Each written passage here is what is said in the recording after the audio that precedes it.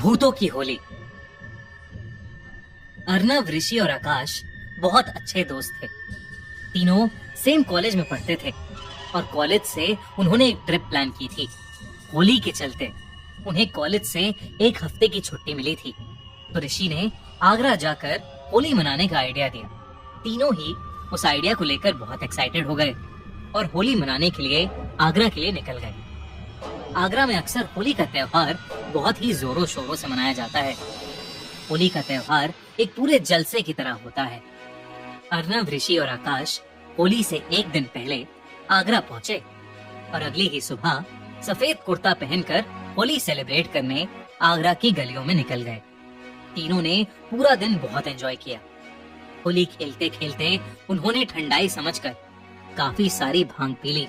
पूरा दिन रंगों से खेलने के बाद अब सूरज ढलने लगा था और तीनों ही बहुत बुरी तरह थक चुके थे। अर्नव, ऋषि और आकाश अब अपने होटल की तरफ वापस जाने लगे थे, पर कहीं ना कहीं वो तीनों ही भांग के नशे में थे, जिसकी वजह से वो वापस जाने का रास्ता भटक गए थे। अर्नव के कहने पर उन्होंने चलते हुए एक नया रास्ता ले लिया, पर उनमें से कोई नहीं जानता था कि उनकी ये गलती उन्हें कितनी भारी पड़ने वाली है। जहां आगरा की हर गली में शोर शराबा था, वहीं वो नया रास्ता काफी सुनसान सा था। वो तीनों बस उस पर चलते जा रहे थे। चलते चलते उन्हें अपनी दाईं ओर एक पुराना सा खंडर हुआ किला दिखा। वो उसके सामने से निकल ही रहे थे कि तभी उन्हें खंडर के अंदर से कुछ अजीब सी आवाजें आने लगी। ऋषि ने ध्यान से सुना तो वो शोर असल में लोगों के हंसने खेलने का था। उस खंडर से ऐसी आवाजें सुनकर उन तीनों को काफी अजीब तो लगा, और वो तीनों ही देखना चाहते थे कि आखिर अंदर क्या हो रहा था। वो तीनों उस खंडर की दीवार के पास जाकर खड़े हो गए। वो दीवार एक जगह से थोड़ी सी टूटी हुई थी और अर्नव ने वहां से अंदर देखा तो उसके होश ही उड़ गए। उस खंडर के अंदर 50 से भी ज्यादा लोग आपस में होली खेल रहे थे। किसी को भी अपनी आंखों पर विश्वास ही नहीं हो रहा था। आखिर एक खंडर में सूरज ढलने के बाद इतने लोग होली क्यों खेल रहे थे? पर इससे पहले कोई कुछ समझ पाता, आकाश उसी टूटी हुई दीवार से अंदर घुस गया और नाचते हुए उन लोगों के पास चला गया और सबके साथ नाचने लगा। उसके पीछे पीछे अर्नव और ऋषि भी अंदर चले गए। दोस्तों, उन सबके नाचते नाचते उस खंडर के अंदर अचानक से अंधेरा छाने लगा, जैसे एकदम से रात हो गई हो। वही ऋषि का पैर नाचते हुए फिसल गया और वो एक औरत से टकरा गया। ऋषि ने तुरंत ही माफी मांगी, पर वो औरत बस खड़ी होकर ऋषि को घूरने लगी और देखते ही देखते सभी नाचते हुए लोग वहीं रुक गए और सिर्फ ऋषि, आकाश और अर्नव को घूरने लगे।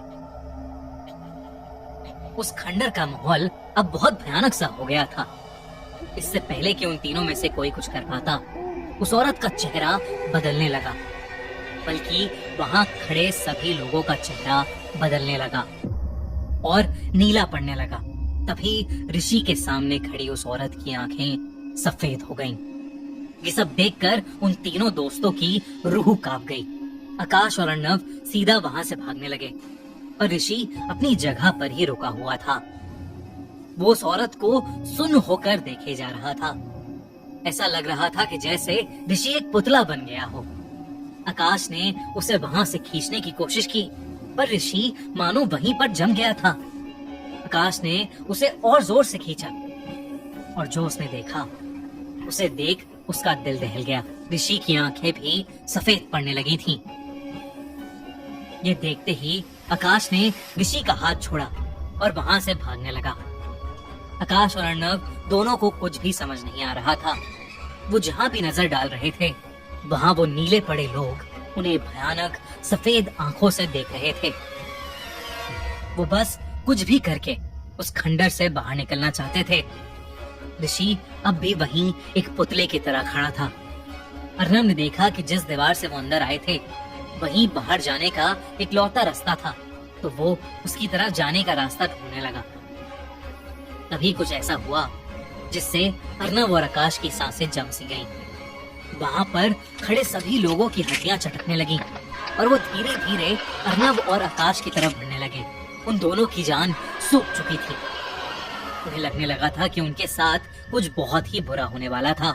पर तभी अर्नव और आकाश ने मिलकर ऋषि को वहां से खींचा और उसे अपने कंधे पर उठाकर वो दोनों उसी दीवार की तरफ भागने लगे जहां से वो तीनों अंदर आए थे। बिना कुछ सोचे वो बस उस दीवार की तरफ भागते गए और उस किले से बाहर कूद गए। किले से बाहर निकलते ही ऋषि की आंखें पहले जैसी नॉर्मल हो गईं और वो वहीं पर बेहोश हो गया।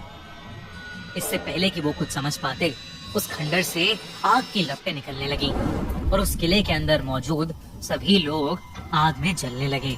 वो भयानक नजारा अर्नव और आकाश से देखा भी नहीं जा रहा था। पहले तो उन्हें लगा कि ये सब जो उनके साथ घटा वो कुछ नहीं बल्कि भांग का नशा था।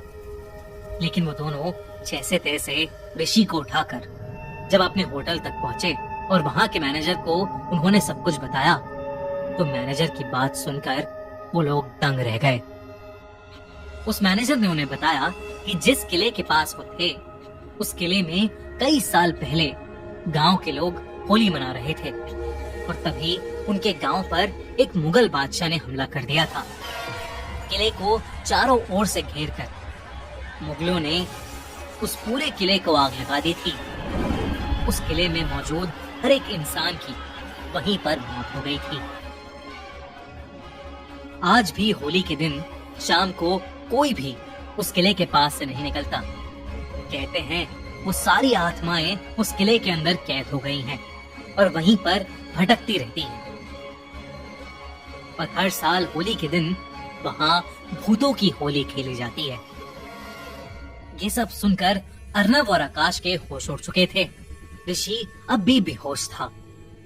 होटल के मैनेजर ने उसे दिलासा दिया कि अब वो तीनों बिल्कुल सुरक्षित हैं। सुबह होते ही अर्नव, ऋषि और आकाश तुरंत ही आगरा से निकल गए। ऋषि को उस दिन के बारे में ज्यादा कुछ याद तो नहीं है, पर अर्नव और आकाश उस दिन को शायद ही कभी भूल पाएंगे।